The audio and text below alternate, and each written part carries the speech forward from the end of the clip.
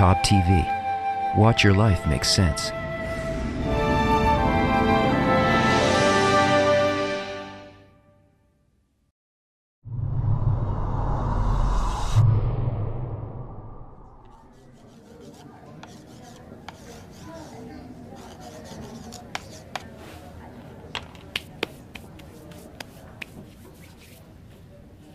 By now, I'm sure you figured out that we're approaching the Zohar not from the outside, the way historians and religious studies profs see it, but how the Zohar sees itself, on its terms. Remember, everything evolves as a result of desire, and the only kind of desire that the physical universe, including us, is made of is the will to receive. But the Zohar tells us that the target, the fulfillment, the place that we need to evolve to is the opposite to that. The will to give. And that doesn't exist in us at all. What do you think? I know you don't believe it. From my little corner of the world, news starts pouring in about another disaster somewhere. I see the frightened faces of the people suffering and I think, what if that was me or my kids? What a horrible thought. I didn't give last time something happened. I better do something this time. I don't have a lot of money right now, and who knows what'll happen tomorrow to me, so maybe I'll just keep it. You know, I'm so ashamed that I feel this way, so what the heck, I go ahead and I send some money anyway. There, see? I can give. I do feel a connection to others. Look, in this world, there are desires, and there's their physical manifestations, actions. But what if nature responds not to a person's actions, but only to his desires? You want to keep the money, but you don't actually let yourself. You send it. Yeah, but meanwhile, the desire to take is still there. And because of that, your outer giving, it's really inner taking. And deeper than that, no real help reaches the other person. The disasters keep on happening because only our inner desires change anything, and it's not changing.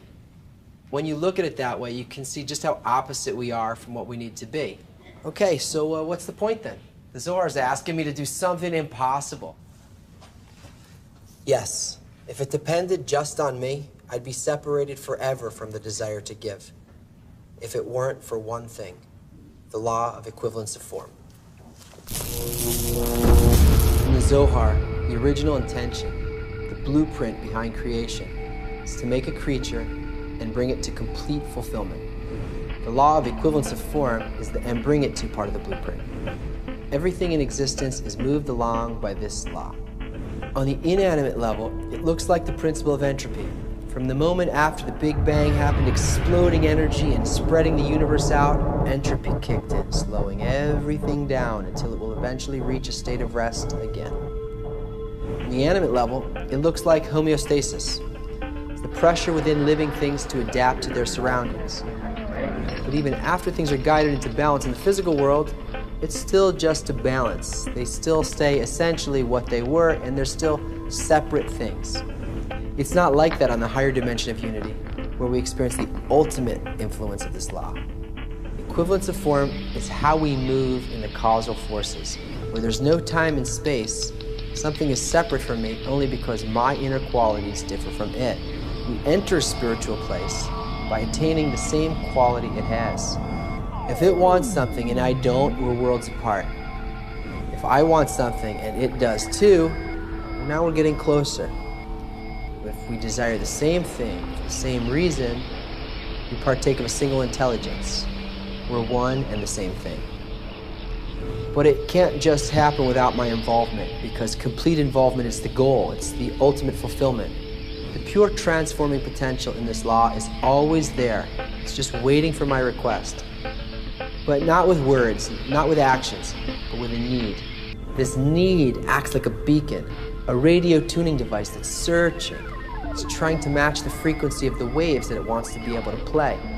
Even just truly feeling that I would even begin to want this change in me, it already has a minimal similarity of form with where the law wants to take me.